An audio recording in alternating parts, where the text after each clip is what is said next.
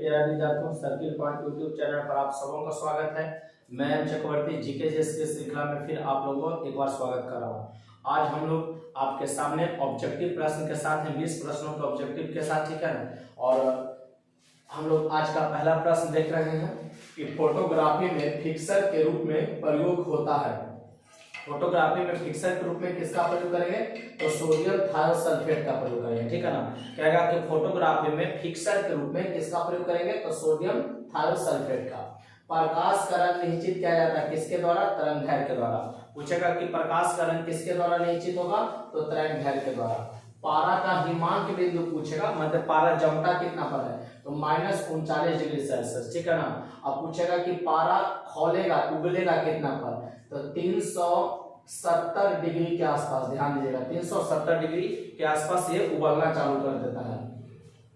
अम्ल वर्षा किसके प्रदूषण से बनता है? तो नाइट्रस ऑक्साइड या सल्फर डाइऑक्साइड।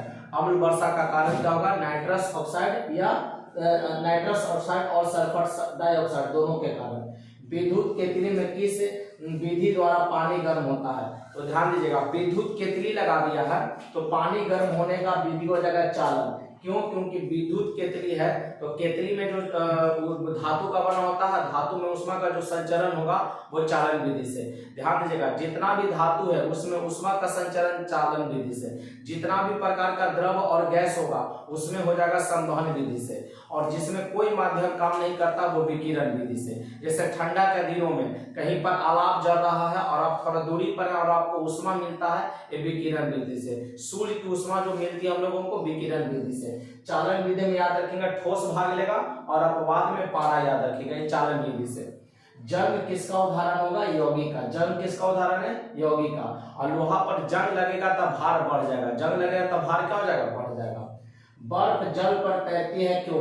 क्योंकि बर्फ का घनत्व जल से कम होता है। बर्फ का घनत्व क्या होगा? कम, इसलिए जल पर तैरेगा। नाप क्या? लेकिन ध्यान दीजिएगा, बर्फ जल पर तैरता है लेकिन अल्कोहल में डूब जाएगा। अल्कोहल में क्या होगा? डूब जाएगा, क्योंकि उसका घनत्व ज्यादा होगा। अल्कोहल से घनत्व ज्यादा होता है बर्फ का, और पानी की अपेक्षा बर्फ का घनत्व क्या होगा? कम होता है। नाभिकीय विखंडन में ऊर्जा किस रूप में निकलती है? तो रासायनिक ऊर्जा में। नाभिकीय विखंडन में जो ऊर्जा निकलेगी किस रूप में निकलेगा? तो रासायनिक ऊर्जा में। कौन सा जीव मिट्टी की उर्वरता को बनाए रखता है? तो केचुआ। तो केचुआ को किसान का मित्र भी कहते हैं। कौन सा जीव मिट्टी की उर्वरता को बनाए रखता है? तो केचुआ। और केचुआ को किसान का क्या कहेंगे? मित्र कहेंगे। तापमान को कितना कम कर देने से सभी गैस शून्य आयतन घेरेंगे?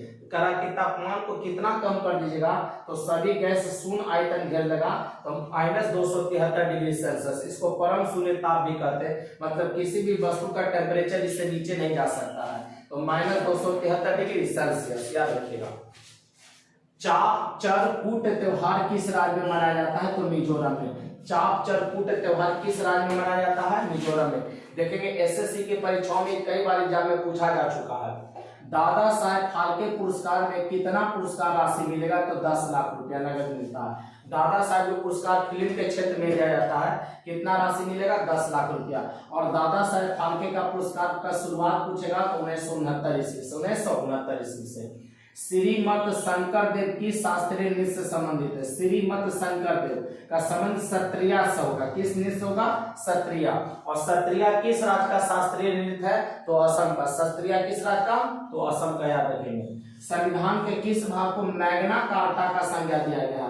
तो भाग 3 को, जिसमें मौलिक अधिकार का चर्चा पूछेगा। मौलिक अधिकार संविधान के किस भाग में है? तो भाग 3 में है और अमेरिका से लिया गया। मौलिक अधिकार हमें संविधान में कहां से लिया गया? अमेरिका से।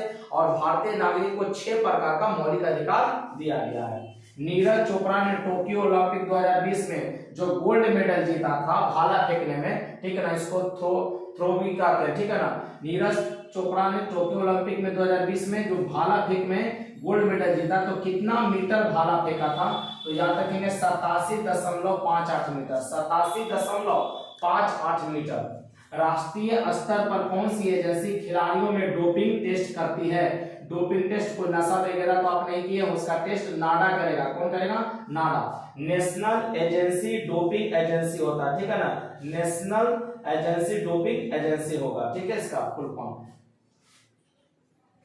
इसका स्थापना हुआ था 24 नवंबर 2005 को। नाडा का पूछेगा स्थापना कब हुआ? 24 नवंबर 2005 को। पृथ्वी पर दिन और रात की अवधि कब बराबर होती है? पृथ्वी पर दिन और रात की अवधि कब बराबर, कहां पर होगी बराबर? अवधि लगभग कहां बराबर होती है? तो भूमध्य रेखा पर। कहां होगा? भूमध्य रेखा, जिसको विषुवत रेखा भी आप कहते हैं। भारत में किस क्षेत्र में स्थानांतरण खेती को झूम खेती कहा जाता है? ये भी ध्यान रखिएगा, झूम खेती, स्थानांतरण खेती को नाम दिया गया झूम खेती। कौन कौन राज्य है? असम है, मणिपुर है, मिजोरम है, नागालैंड है। मुख्य रूप से ये नागालैंड, ऐसे सभी राज्य में है झूम खेती, लेकिन मुख्य रूप से कभी कभी नागालैंड को आपको ऑप्शन देगा। तो असम, मणिपुर, मिजोरम और नागालैंड याद रखिएगा। स्थानांतरित खेती को वहां क्या कहा जाता है? झूम खेती कहा जाता है। चोल काल में ब्राह्मणों को दान दी जाने वाली भूमि को क्या कहते थे?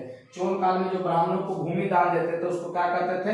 ब्रह्मदेय कहते थे, ब्रह्मदेय कहते थे। तो बच्चे आप इसे याद कर लीजिएगा, ये सभी प्रश्न इंपॉर्टेंट है। और अभी हाल में जो भी परीक्षा हो रहा है सब जगह देखेंगे इस तरीके के प्रश्न पूछ रहे हैं। 2-3, 1-2 प्रश्न आपको हमेशा प्रश्न देखने को मिलेगा। तो हम लोग मिलते हैं कल की क्लास में। आज के लिए इतना ही, तब तक के लिए जय हिंद, जय भारत, बेस्ट ऑफ लक।